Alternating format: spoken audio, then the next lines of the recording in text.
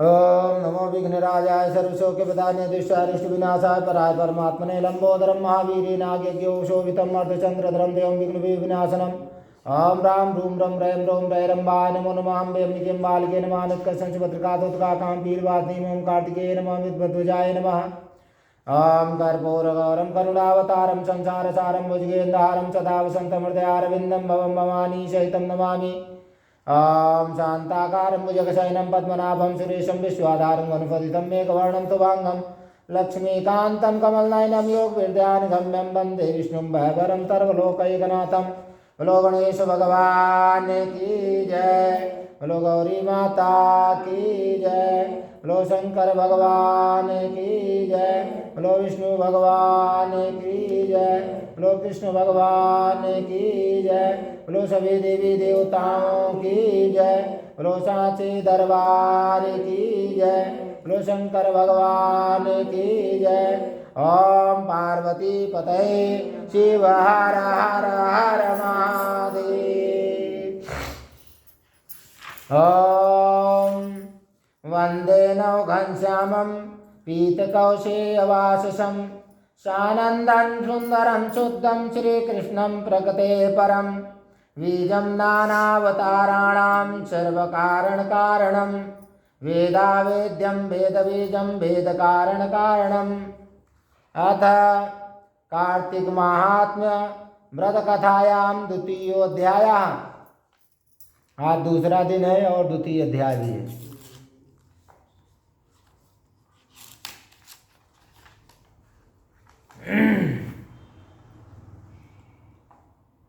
श्री सूत जी के यहाँ तक की कथा सुनाने के बाद बोले, हे ऋषियों, यह तो था भगवान को प्रिय कार्तिक मास का महात्म्य और व्रतों का विधि विधान। अब मैं तुम्हें इस व्रत के पुण्यों का प्रभाव प्रकट करने वाली एक मधुर कथा कहता हूँ, ध्यान पूर्वक सुनो। एक समय देवर्षि नारद कल्प वृक्ष के पुष्प लेकर द्वारका पहुँचे। भगवान श्री कृष्ण ने उनका स्वागत किया और पूजन कर उच्चासन पर बैठाया। नारद जी ने कल्प वृक्ष के वो सुंदर पुष्प भगवान को भेंट किए। भगवान ने सभी पुष्प अपनी रानियों में बांट दिए। उचित आदर मान और सत्कार पाकर नारद जी लौट गए। उनके विदा होने के पश्चात चंद्रवदनी एवं कमल के समान सुंदर नेत्रों वाली श्री सत्यभामा ने मन में विचार किया कि मैं कितनी भाग्यशालिनी हूँ, जिसके पति स्वयं त्रिलोकीनाथ भगवान मधुसूदन है और अपनी 16,000 रानियों में जो मुझसे ही सबसे अधिक प्रेम करते हैं। कोई प्राणी पृथ्वी पर जिस कल्प वृक्ष की कल्पना भी नहीं कर सकता, वही कल्प वृक्ष प्रभु की कृपा से मेरे आंगन में लगा हुआ है। आखिर पूर्व जन्म में मैंने ऐसा कौन सा पुण्य कार्य किया होगा जो मुझ पर ही प्रभु की इतनी कृपा और स्नेह है। मन में ऐसा विचार कर एक दिन सत्यभामा ने भगवान श्री कृष्ण से पूछा कि प्रभु, एक विचार अक्सर मेरे हृदय को मथा करता है। कृपया आप मेरी उस उत्सुकता का शमन करें। मेरी ऐसी प्रार्थना है। सत्यभामा की बात सुनकर त्रिलोकपति भगवान श्री कृष्ण मुस्कुराए। फिर सेवकों को वहीं रुकने का संकेत कर सत्यभामा का हाथ थामकर उन्हें कल्प वृक्ष के नीचे ले गए और बोले, हे सत्यभामा, मैं अपनी 16,000 रानियों में तुम्हें ही सबसे प्रिय मानता हूँ। तुम्हारे स्नेहवश ही मैंने इंद्रराज देवराज इंद्र से विरोध करके यह कल्प वृक्ष स्वर्ग से लाकर यहाँ लगा दिया है। मैं तुम्हें अदेय न दे सकने वाली वस्तु भी दे सकता हूँ। तुमसे अकथ्य न कहने वाली अर्थात गुप्त बात भी कह सकता हूँ। हे प्रिय, मैं हर प्रकार से तुम्हारी शंका का समाधान करूँगा। कहो, तुम्हारी उत्सुकता क्या है। यह सुनकर सत्यभामा अति प्रसन्न हुई और बोली कि हे नाथ, यदि आपकी मुझ पर इतनी ही कृपा है, यदि आप मुझसे इतने ही प्रसन्न हैं, तो कृपा कर यह बताएं कि मैं किस प्रकार आपके इस स्नेह की अधिकारिणी बनी और पूर्व जन्म में मैंने ऐसा कौन सा शुभ कार्य किया था जिससे मुझे आपकी अर्धांगिनी बनने का सौभाग्य प्राप्त हुआ है और आपके साथ गरुड़ासीन होकर ब्रह्मा एवं इंद्रलोक के आवागमन का अवसर प्राप्त हुआ है। हे स्वामी, मैं पूर्व जन्म में कौन थी, मेरे माता पिता कौन थे? हे नाथ, यदि सब आप मुझे विस्तार से बताने की कृपा करें। भगवान श्री कृष्ण ने कहा कि हे सत्यभामा, पूर्व जन्म में तुमने जो पुण्यदायी व्रत किया था यह सब उसी का प्रभाव है। तुम्हारी उत्सुकता के शमन हेतु मैंने उसका वर्णन करता हूँ। पूर्व जन्म में तुम मायापुर हरिद्वार निवासी अत्रिकुल के देव शर्मा नामक विद्वान और तेजस्वी ब्राह्मण के घर गुणवती नाम से उसकी पुत्र बनकर जन्मी थी। देव शर्मा भगवान सूर्य नारायण के अनन्य भक्त थे और अपने त्याग और तपस्या के कारण समाज में आदर पाते थे। जब तुम विवाह योग्य हुई तो देव शर्मा ने तुम्हारा विवाह अपने ही एक योग्य शिष्य चंद्रप्रकाश के साथ कर दिया। चंद्रप्रकाश अपने गुरु का अनन्य भक्त था, अतः विवाह के उपरांत भी वह उनकी पिता के समान सेवा करता रहा। एक बार देव शर्मा चंद्रप्रकाश के साथ वन में समिधा लकड़ियां लेने के लिए गए। वहां उन्होंने एक महाभयानक राक्षस को देखा। उन्होंने उससे बचने की बहुत चेष्टा की, भयभीत होकर भागे भी, तब भी उस दुष्ट राक्षस ने उनके प्राण हर लिए। देव शर्मा और चंद्रप्रकाश दोनों ही चूंकि निष्ठावान भक्त थे, अतः अपनी भक्ति के कारण उन्हें तो वैकुंठवास मिल गया, किंतु गुणवती निराशित हो गई। भगवान श्री कृष्ण ने आगे कहा कि हे सत्यभामा, जो श्रद्धालु भगवान सूर्य, गणेश, शिव, विष्णु और शक्ति, इन 5 अर्थात पंचदेव की उपासना करते हैं, वह मुझ जगदीश्वर को प्राप्त होते हैं। मैं वस्तुतः एक ही हूँ, किंतु विभिन्न भिन्न नामों से पुकारा जाता हूँ। पति और पिता की मृत्यु का समाचार पाकर गुणवती बहुत दुखी हुई और विलाप करने लगी। हे पिता, हे भर्ता, तुम मुझे किसके सहारे छोड़ गए? अब मेरा भरण पोषण करने वाला और रक्षक कौन है? अब मेरा कहाँ ठिकाना है? इस प्रकार विलाप करती वह मूर्छित होकर धरती पर गिर पड़ी।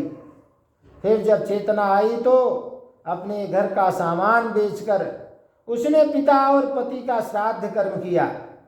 तत्पश्चात वैरागिनी सी होकर विष्णु भगवान के भजन पूजन में अपना जीवन व्यतीत करने लगी। गुणवती निष्ठा के साथ जीवन एकादशी का व्रत करती रही। एकादशी के साथ साथ वह प्रतिमाह कार्तिक मास के व्रत भी करती थी। वह देव मंदिरों और साधु महात्माओं की सेवा करती। हे सत्यभामा, मुझे यह दोनों व्रत एकादशी और कार्तिक माह के अति प्रिय हैं। हे प्रिय, कार्तिक माह में जब सूर्य तुला राशि पर हो, प्रातःकाल ब्रह्म मुहूर्त में स्नान आदि कर विधि विधान पूर्वक भगवान विष्णु की पूजा करनी चाहिए।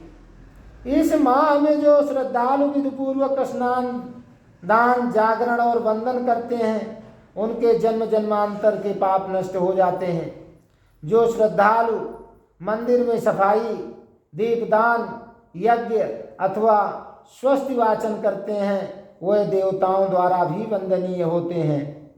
जो तुलसी वन की पालना करते हैं, वह दोबारा इस संसार में जन्म नहीं लेते, अर्थात जन्म मरण के बंधन से मुक्त हो जाते हैं। हे सत्यभामा, आयु पूरी होने पर गुणवती ने भी गंगा में स्नान करते हुए प्राण छोड़े। तभी भगवान विष्णु के एक दूत एक सुंदर विमान लेकर आए और उसे स्वर्ग में ले गए। इस प्रकार कार्तिक मास के व्रत के कारण गुणवती को भगवान विष्णु का धाम मिला। भगवान श्री कृष्ण बोले कि हे सत्यभामा, पूर्व जन्म के देवदत्त ही इस जन्म में राजा सत्राजित हुए, अतः तुम्हें उनकी पुत्री के रूप में जन्म मिला। पूर्व जन्म की गुणवती तुम ही हो। क्योंकि तुमने भगवान विष्णु के प्रिय व्रत किए थे, इसी से इस जन्म में तुम्हें मेरा साथ मिला, अतः तुम्हारा सौभाग्य खंड होगा। हे प्रिय, जो पूर्ण श्रद्धा, भक्ति और विधि पूर्वक कार्तिक माह के व्रत करता है, वह मुझे तुम्हारे समान ही प्रिय होता है। दूसरे जप तप यज्ञ एवं दान आदि कार्तिक माह के 16वें भाग के बराबर भी नहीं होते। बोलो विष्णु भगवान की जय, बोलो कृष्ण भगवान की जय।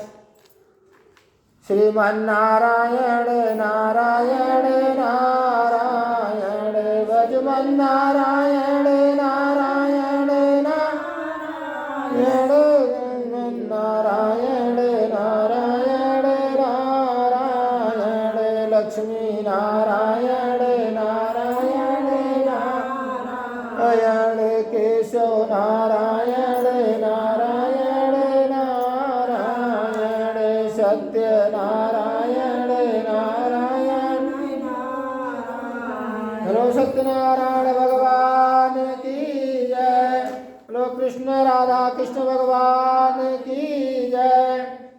अब श्रीमद् भागवत गीता का कल 15 श्लोक तक था, उसकी आगे आज।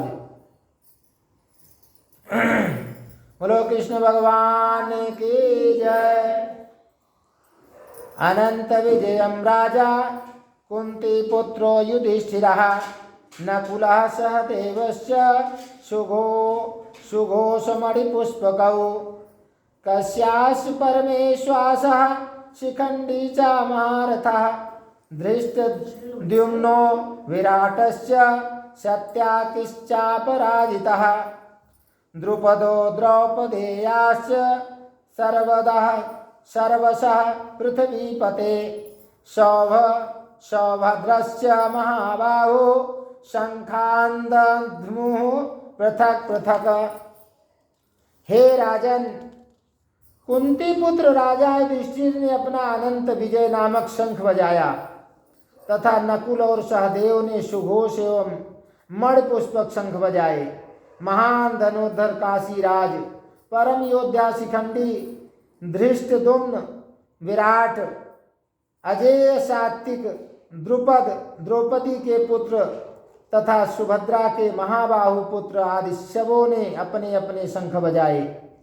सघोषो धार्तराष्ट्राणां हृदयानि व्यधारयत, नभस्य पृथिवीं चैव तुमुलोभ्यनुनादयन।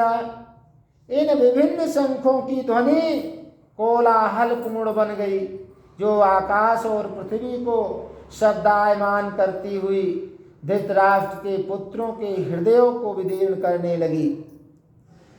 अथ व्यवस्थितान् दृष्टा धार्तराष्ट्रां कपिध्वजः, प्रवृत्ते शस्त्र संपाते धनुरुद्यम्न पांडवः, ऋषिकेशं तदा वाक्यमिदवाह महीपते। उस समय हनुमान से अंकित ध्वजा लगे रथ पर आसीन पांडुपुत्र अर्जुन अपना धनुष उठाकर तीर चलाने के लिए उद्यत हुआ। हे राजन, धृतराष्ट्र के पुत्रों को व्यूह में खड़ा देखकर अर्जुन ने श्री कृष्ण से ये वचन कहे। अर्जुन वाच, सेनयोरुभयोर्मध्ये रथं स्थापय मेच्युत, यावदेतान्निरीक्षेऽहं योद्धुं कामान्वस्थितान्, कैर्म्या सह योद्धव्यमस्मिन् रणसमुद्यमे। अर्जुन ने कहा कि हे अच्युत, कृपा करके मेरा रथ दोनों सेनाओं के बीच में ले चले,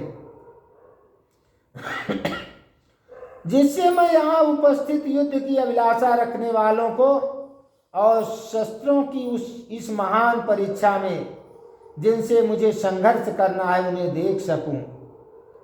योत्स्य मानान वेक्षेऽहं यतेऽत्र समागताः, धार्तराष्ट्रस्य दुर्बुद्धेर्युद्धे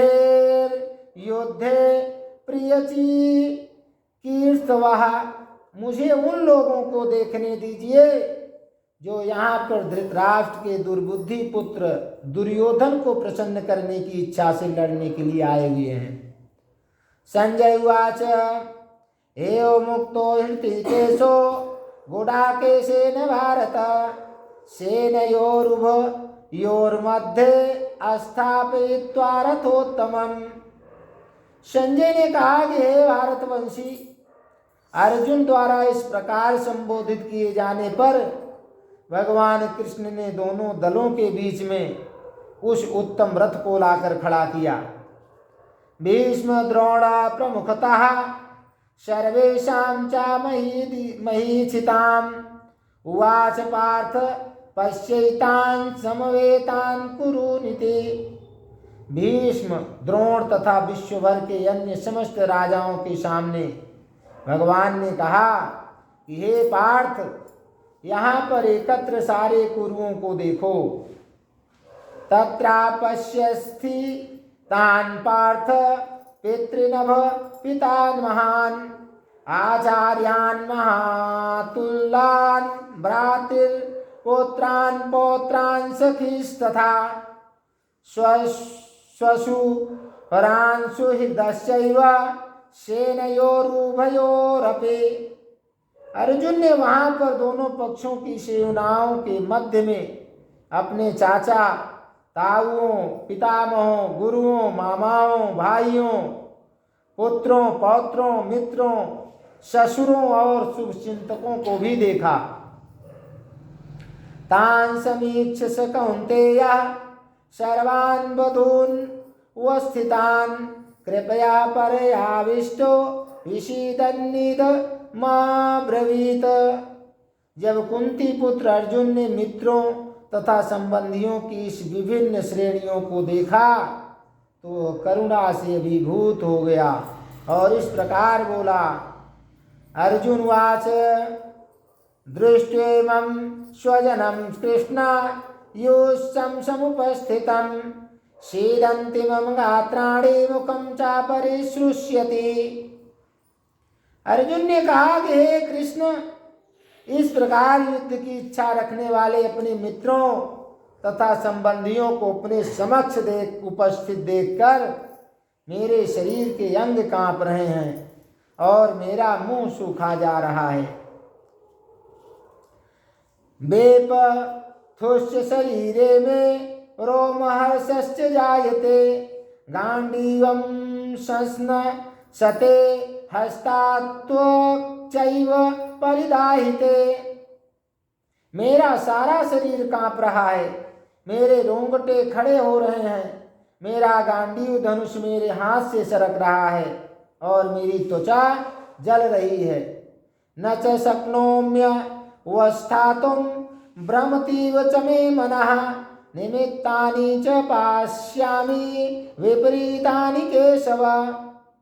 मैं यहाँ और अधिक खड़ा रहने में समर्थ हूँ, मैं अपने को भूल रहा हूँ और मेरा सिर चकरा रहा है। हे कृष्ण, मुझे तो केवल मंगल के कारण दिख रहे हैं। न च श्रेयोनुपश्यामि हत्वा स्वजन माहवे न कांक्षे विजयं कृष्ण न च राज्यं सुखानि च। हे कृष्ण, इस युद्ध में अपने ही स्वजनों का वध करने से ना तो मुझे कोई अच्छाई दिखती है और ना मैं उससे किसी प्रकार की विजय, राज्य या सुख की इच्छा रखता हूँ।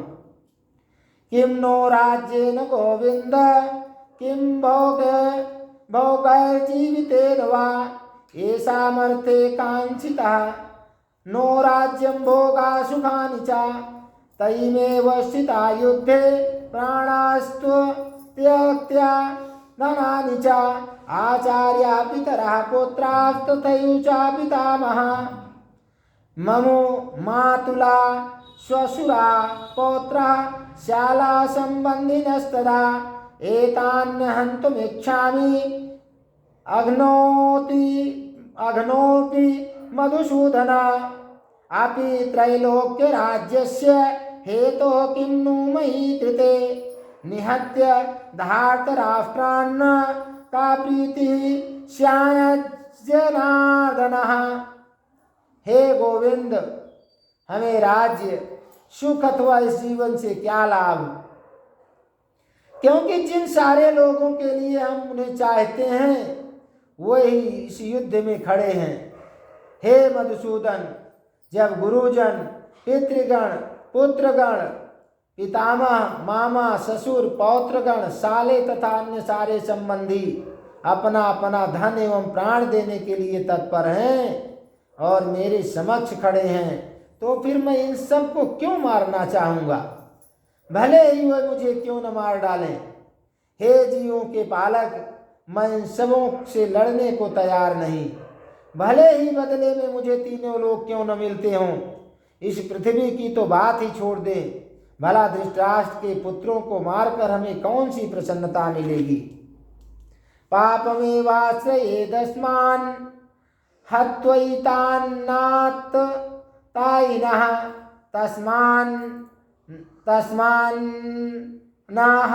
तस्मान्नर्हा वयं हन्तुं धार्तराष्ट्रांस बान्धवान् स्वजनं किं कथं हत्वा सुखिनः श्याम माधव। यदि हम ऐसे आतताइयों का वध करते हैं तो हम पर पाप चढ़ेगा, अतः यह उचित नहीं होगा कि हम धृतराष्ट्र के पुत्रों तथा उनके मित्रों का वध करें। हे लक्ष्मीपति कृष्ण, इससे हमें क्या लाभ होगा और अपने ही कुटुंबियों को मारकर हम किस प्रकार सुखी हो सकते हैं? यद्यपेते च पश्यन्ति लोभोपहत चेतसः कुलक्षय कृतं दोषं मित्रद्रोहे च पातकम् कथं नागेयमस्माभिः पापादस्मान्निवर्तितुं कुलक्षय कृतं दोषं प्रपश्यद्भिर्जनार्दनः।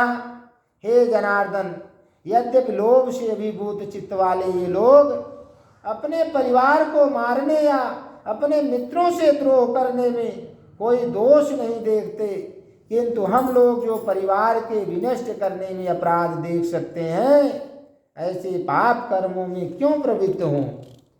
कुलक्षये प्रणश्यन्ते कुलधर्मा सनातनः धर्मे नष्टे कुलं कृष्णं धर्मोऽभिभवत्युत। कुल का नाश होने पर सनातन कुल परंपरा नष्ट हो जाती है और इस तरह शेष कुल भी अधर्म में प्रवृत्त हो जाता है। अधर्मा विभवात् कृष्ण प्रदुष्यन्ति कुलस्त्रियः स्त्रीषु दृष्टासु वाणेय जायते वर्णशंकरः। हे कृष्ण, जब कुल में अधर्म प्रमुख हो जाता है तो कुल की स्त्रियां दूषित हो जाती है और स्त्रीत्व के पतन से हे वृष्टिवंशी अवांछित संतानें उत्पन्न हो जाती है। बोलो कृष्ण भगवान की जय, बोलो राधा कृष्ण भगवान की जय।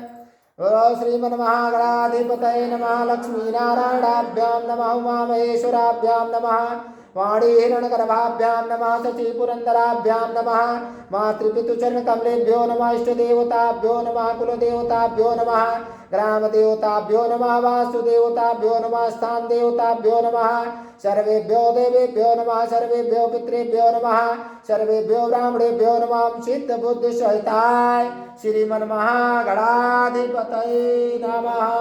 बोलो गणेश भगवान की जय, बोलो गौरी माता की जय, बोलो नंदी महाराज की जय, बोलो कार्तिकेय भगवान की जय, बोलो शंकर भगवान की जय, बोलो खाटू नरेश की जय, बोलो दुर्गे मातु की जय, बोलो विष्णु भगवान की जय, बोलो शालिग्राम भगवान की जय, बोलो सत्यनारायण भगवान की जय, बोलो महालक्ष्मी माता की जय, बोलो कृष्ण भगवान की जय, बोलो वृंदावन बिहारी लाल की जय, बोलो राधा रानी सरकार की जय, जय, बोलो काल भैरव नाथ की जय, बोलो महाकाली माता की जय, बोलो पंचमुखी बालाजी महाराज की जय, बोलो सियापति रामचंद्र की जय, बोलो शनिदेव महाराज की जय, बोलो शीतला माता की जय, बोलो तुलसी माता की जय, बोलो सभी देवी देवताओं की जय, बोलो सांचे दरबार की जय, बोलो शंकर भगवान की जय, बोलो कार्तिक महात्मा की जय। ओम पार्वती पतये शिव हर